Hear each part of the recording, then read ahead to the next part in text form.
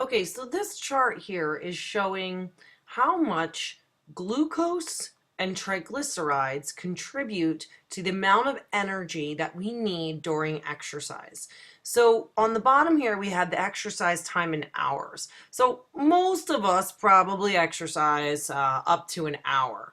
Okay, so let's look in this section first. So at about an hour, what are we using in terms of glucose? Okay, so this is the bottom here. So our blood glucose and muscle glycogen. Okay, so don't get confused here. Remember, glycogen is a storage form of glucose. So glycogen is just a whole bunch of glucose molecules bonded together. Okay, so when we say muscle glycogen, we're saying that that is being released as glucose.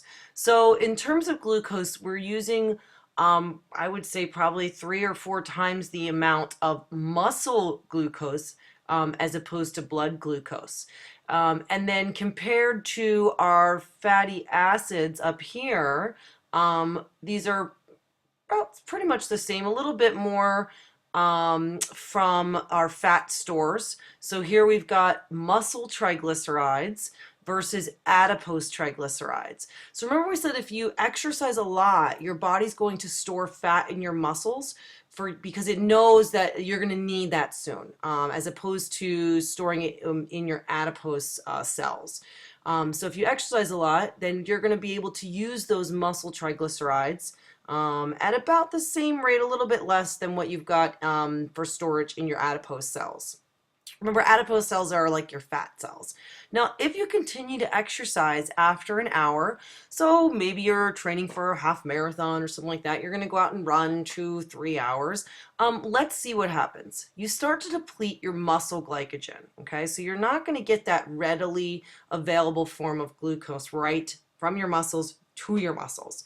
You're going to have to start to use blood glucose. So remember that your levels of blood glucose are going to go up because your liver is going to get that signal. And so it's going to start releasing that glycogen, that stored glycogen that's in the liver, into glucose that's going to go into the blood. Okay, and then you're going to start using that blood glucose. You're really using those like long-term stores as you get into the 2, 3 hour range.